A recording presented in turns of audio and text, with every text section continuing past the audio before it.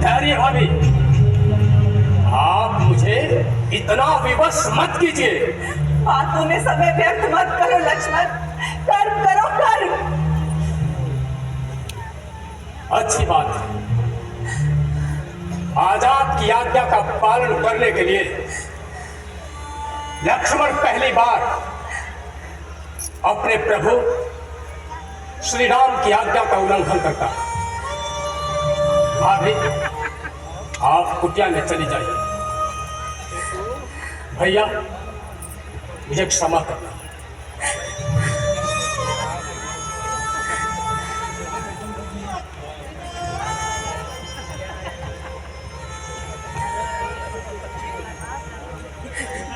मर्म वचन जब सीता बोला, हरि प्रेरित लक्ष्मण मन डोला। मर्म वचन जब सीता बोला,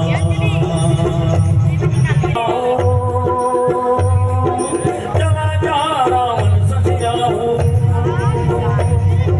बन जिस देव सौंप सकता हूँ।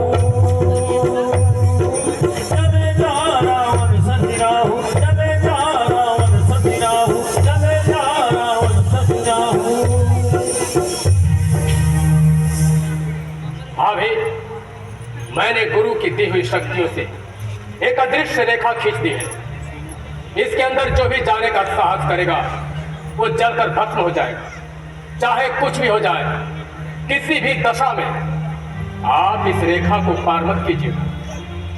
मुझे आज्ञा दीजिए।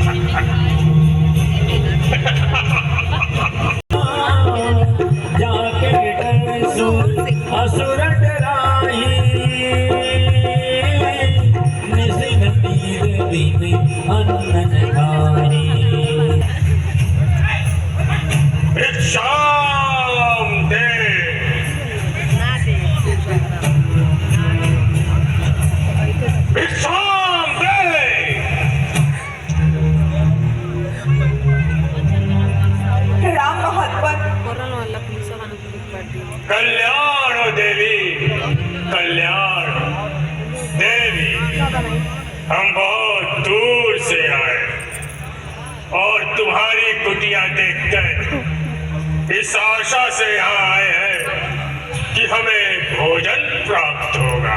अवश्य अवश्य महात्मा, आप यही ठहरे, मैं आपके लिए भोजन लाती हूँ। हम यात्रा से क्लांत हैं, हमें विश्राम की भी आवश्यकता है। क्षमा करें मुनिवर, इस समय मेरे पति कुटिया में नहीं है, इसलिए मैं आपका स्वागत नहीं कर सकती। परंतु आप कृपया करके वहीं ठहरे, मैं आपके लिए भोजन लेकर आती हूँ।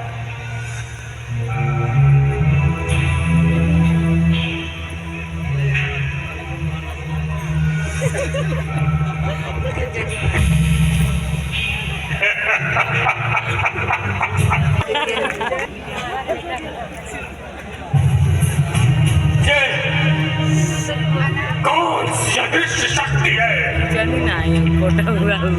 जो मुझे भीतर जाने से रोक रही है?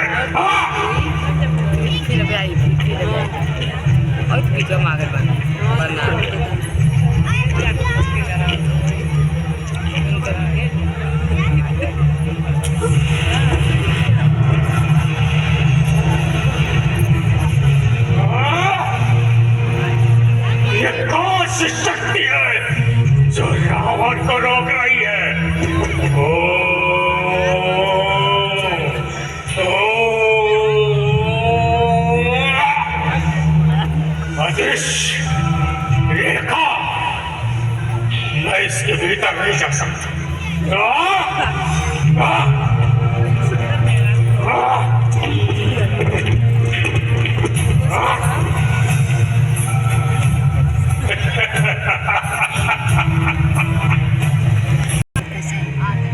मुनिराज, मुनिराज, मैं आपके लिए भोजन लाई हूँ, ले लीजिए।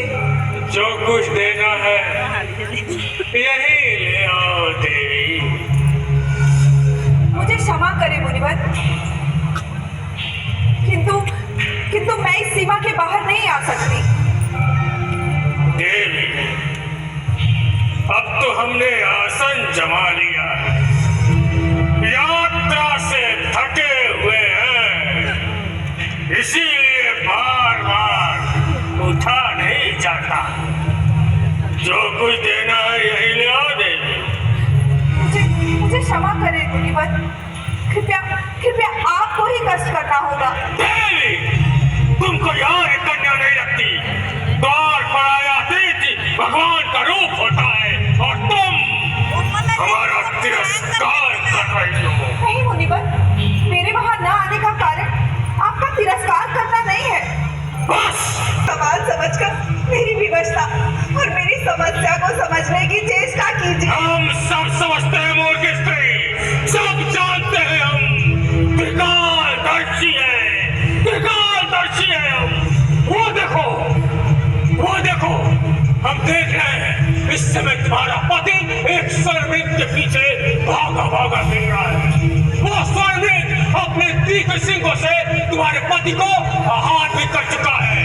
हम शाप देते हैं कि वही स्वर्णिक अपने तीखे सिंगों से तुम्हारे पति को नहीं मुनिवर, नहीं, आप मेरे पति को श्राप मत दीजिए मुनिवर, आप मेरे पति को श्राप मत दीजिए। मैं वहीं आती हूँ मुनिवर। भाभी, चाहे जो कुछ हो जाए, किसी भी दशा में आप इस रेखा को पार मत कीजिएगा।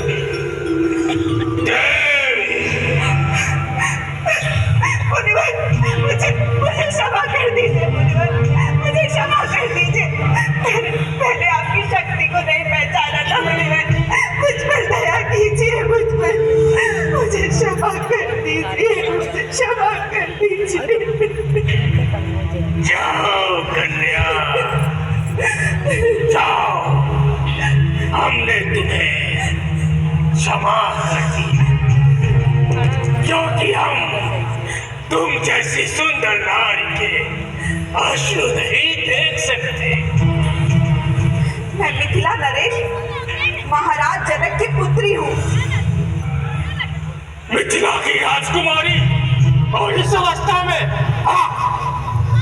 जिस कंचन काया को दे देवता भी लड़ाई तो जाए, उसे तुम इस घास फूस की कुटिया में नष्ट कर रही हो। तुम्हें तो किसी त्रिलोकी राजा की पत्नी होना चाहिए। मेरे लिए तो मेरे स्वामी ही त्रिलोक के राजा हैं। उनसे बढ़कर कोई और हो सकता है भला? अवश्य हो सकता है सीते, तुम्हें हम बताते हैं, जिसके नाम से देवता, दानव, गंधर्व, किन्नर सब थर्रा